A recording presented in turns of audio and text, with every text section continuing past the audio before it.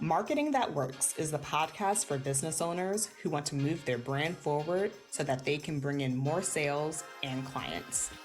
I'm Danielle Harris, and I'm bringing you what I know from more than 12 years of experience in traditional and online marketing.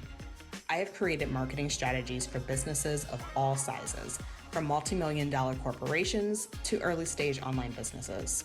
Remember, some marketers chase fads. I believe in mastering the fundamentals. When my clients say they want fast results, they mean it. They want to be able to book 5 clients in 2 weeks. They want to grow their email list by 15 people in a weekend. They want to feel momentum now. And honestly, I get it. I'm in that same season myself. Right now, I have some big goals I'm working towards. I want to travel before the year ends. I want to have my systems locked in for how I create this podcast, how I create my marketing. And I want to help a certain number of people reach their own goals in their marketing before the end of the year. If I'm being honest, I am impatient. I just want it all to work, and I want it all to work right now. And that's not to say marketing and everything can't work quickly. It absolutely can. I've posted on LinkedIn and just got a client instantly. I've had clients of mine make one small shift after we talked about something during a call and immediately book sales calls. Fast results are possible. But as a business owner, you're in this for the long haul. You want your business to be around for a while. And so that means learning how the compound efforts of marketing works. Because marketing doesn't just move at the speed of our feelings and our desires, it moves at the speed of what I call compound marketing interest. So today's episode, I'm going to go into detail about what that looks like, what those efforts are that you need to compound, and how long you need to make them work before you start seeing those results. Okay, so the compound efforts of marketing is this idea that every effort you put into your business, every post, email, every conversation, it builds on itself over time. It's the long game that turns small, consistent actions into exponential growth and results.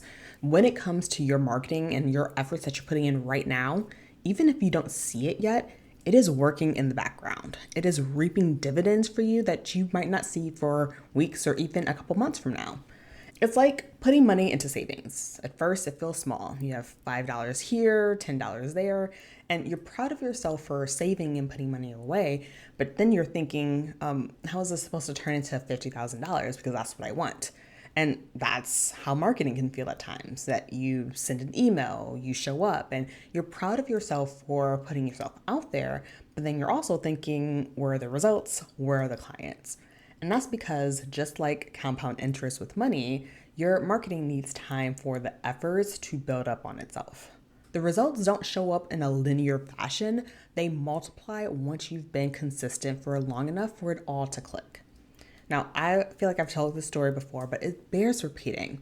For me, one of the best examples comes from email marketing. The first year that I decided that, I want to have an email list, I think I sent maybe 3 or 4 emails for that entire year. The next year, I want to say I sent around 12. And it wasn't consistent once a month for, the months of the year. No, I sent 1 in January, maybe 3 in March, took a long break, and then sent a few more at the end of the year.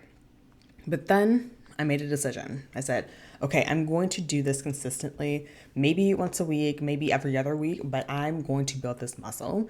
And when I did, everything shifted. I started to find my own rhythm.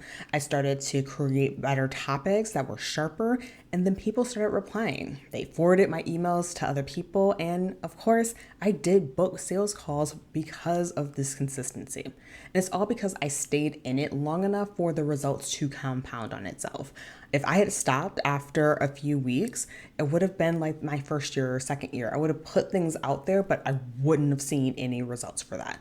If I had stopped, I wouldn't have seen the clicks or the opens, and I would have missed this growth opportunity that if I had just stayed consistent and stayed at it, they would have come about. That's what most business owners do. They pull their effort out of their marketing bank right before that interest hits. They quit around week 4 or week 6, right before this 90-day mark, when honestly, that's when things start to really multiply. So let's talk about what exactly are the compound efforts of marketing, what that actually looks like, because It's not luck, it's not magic, but it's built on three things really working together over the course of about 90 days. To make it practical, I really want to walk you through like what each of those three things are, and starting with the part that I think most people shy away from, but you really can't grow without it. So, selling is the first part of the compound efforts of marketing. And this, if we're using this banking metaphor, is how you essentially keep your marketing account active. Because if you are not talking about your offer, people will forget. You have to remind people who you are, what you do, and how you can help. Not in a pushy way, but you do need to be present in that way so that people know. Now, when I say be consistent with your selling, I don't mean that you have to be constant. This doesn't mean that you have to grind. This doesn't mean that you have to post 50 times a week. But you do need to show up and you do need to practice telling people what it is that you do. Running a business means building the muscle of talking about your offer and being really clear about what people should do next. One of my clients was really great at showing up online. She posted helpful content, shared tips, and had people commenting that like, oh, yeah, you clearly know what you're doing. But she never told them how to work with her. She never said, here's my program, this is what it looks like, this is what you can expect. So her people admired her, but they didn't hire her because they didn't exactly know what it was that she did or how they could work together. And honestly, I was in that same boat when I first started my business. When I was first started posting online, I was just so excited to be creating and showing up. But eventually I had to move from, okay, I'm posting, I'm building that muscle to, okay, yes, I have a business and here's how you can take action to work with me. Now, this doesn't have to be pushy, but it does need to be obvious because most people are not going to go hunting for the next step. If you don't clearly say, this is how you work with me, they'll just think, oh yeah, that was a great tip, and then keep scrolling. Now, once people know what it is that you offer, the next question becomes, who is actually hearing this?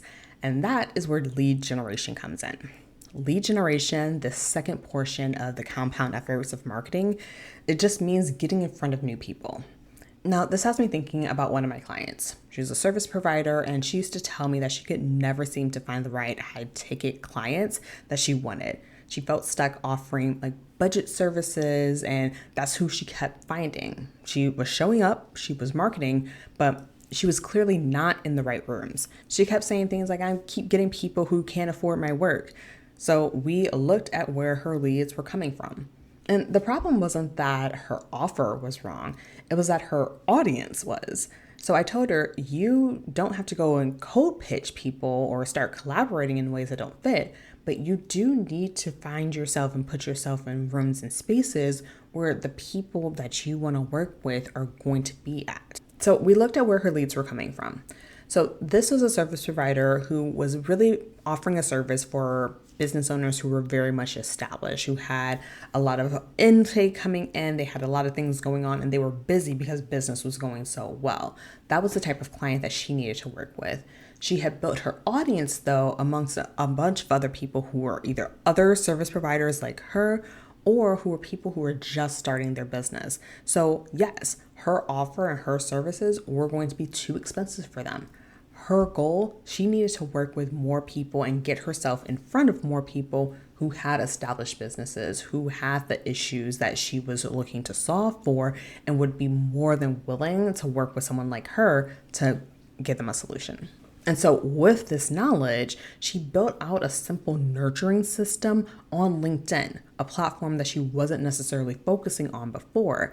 And that's when she was able to call in people that had bigger budgets and the types of problems that she was looking to solve.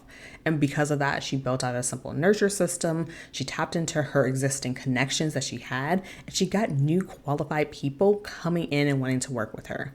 She didn't change who she was, she just changed who she was talking to. And that's what happens when you start getting in front of more of the right people. Your marketing begins to compound because your message is finally reaching people who can act on it. Because you can have the best message in the world, but if the right people never see it, it's like you're putting all your money in this piggy bank that is getting no interest and is not FDIC insured. But This is just me going a little bit on with this banking metaphor, but you get the point. Like, you could be talking into a corner and it's like it's the best thing ever, but no one knows about it. And that's what happens when you don't have the proper leads in front of you. You need to be selling and you need to have the right people that you're talking to. Now, once you've been showing up, building that momentum with your audience, the next step isn't to just do more, it is to do better. And that is where refinement and feedback comes in. The third part of this compound efforts of marketing is feedback and refinement, because consistency matters, but repetition without reflection, it does not create growth. So I think a really great example to be able to think about this is with basketball. So, basketball players, they have to shoot a lot of free throws, right? And you can say like, okay, I'm at the basketball court, I'm shooting the free throws, I'm practicing, I'm doing it all the time. But if you don't have someone looking at you and evaluating what your form is, or saying like, oh, you need to be standing over here versus over there, you need to flick your wrist like this versus like that. If you don't have someone doing that, then really what you're going to end up doing is reinforcing bad habits. That's why even professionals have coaches, not because they're unskilled, but because they want to refine what's already working for them and nip bad habits in the bud immediately. And marketing works the same way. I remember when I started getting feedback on my own emails, I didn't just write more emails for practice. I also learned and got better at certain particular things. So I learned how to write better subject lines. I learned how to have better call to actions. I learned how to be more streamlined in the things that I was talking about, so I wasn't going down 50 million segue in different paths, right? And that is how my results multiplied and compound. It's the same effort, but I got different returns. My results multiplied. I had more people replying back to my emails. I had more people clicking my emails and buying from my emails. Not because I just put out a whole lot more emails, although I did because I was practicing that muscle. But at the same time, the effort that I was putting in it was compounding more because I was being more strategic. I was practicing more. I was being deliberate with that. I was working on specific skills and refining those skills with feedback to make all the effort that I was putting in that much more lucrative at the end of the day, or getting a lot more results for it because I was getting that feedback. And that's where I want people to really focus on their marketing, is I want them to feel like I don't have to put in so much more effort. The effort that I put in, it just gives me more results and gives me more dividends. That's what happens when you have someone who is knowledgeable and is able to give you feedback on what you're doing. You start to compound faster, not by working harder, but by improving the quality of the effort that you put in. And that's one of the big reasons why people see results when they work with me in the blueprint, because having someone review your strategy, your content, your process, it raises your marketing interest rates, for lack of a better term. It helps the work that you're already doing pay you back more efficiently. So to recap, selling, that compounds your visibility.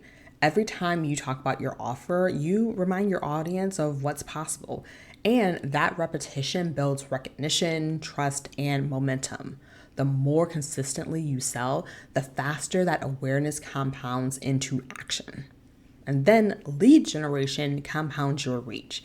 Each new person who finds you has the potential to be a client, a collaborator, or someone who shares your work. And that's how your message starts to multiply, not just by what you do, but by the network effect of the people who are entering into your world. And then feedback, that compounds your growth, because every time you refine how you show up through data, through support, through coaching, your next effort performs better than the last. You're not starting over, you are improving with every iteration.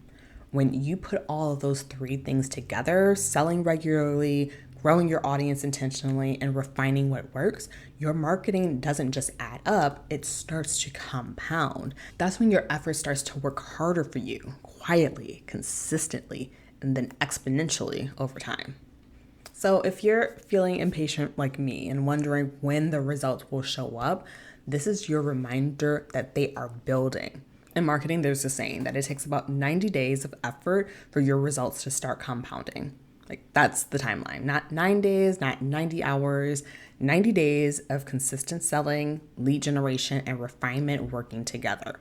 Even when you can't see them yet, even when it feels slow, that's the timeline of things working to grow your business. You're impatient about growth, that's not a problem.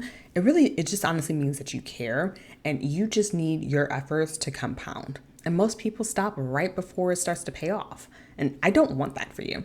I want you to keep talking about your offer. I want you to keep showing up in front of new people. I want you to keep refining your marketing because when you do that, your content starts converting, your inbox starts filling up, and your marketing starts working for you because you've layered in the right elements. You've stayed in it long enough for the system to do its job, and the compound effect of marketing, it's working for you. Now, if you're listening and thinking, oh, I've been doing this work though, and it's not compounding the way I want it to, then it's time for structure. And that's exactly what I build inside the Blueprint, my one-on-one 3-month marketing and messaging program. It's no accident that it's 3 months because you do need that time to see things start to build up. We make sure that your marketing isn't random, that it's rhythmic and strategic. We build up the systems that help you compound what you're already doing so you're not starting over every single month because you don't need to do more marketing. You just need a plan that helps your marketing work harder for you. So if you're ready to stop guessing and start compounding, join me inside the Blueprint. Let's build your structure, let's get your marketing earning interest, and let's make this next season the one where everything starts to click. Go to the show notes and book a free call, and we can get your marketing efforts to compound and start working for you today. All right, y'all. Until next time, I'll talk to you soon. If you want more marketing that works right in your inbox, head to the show notes and sign up for the email list. You'll be the first to know how you can work with me on mastering your marketing.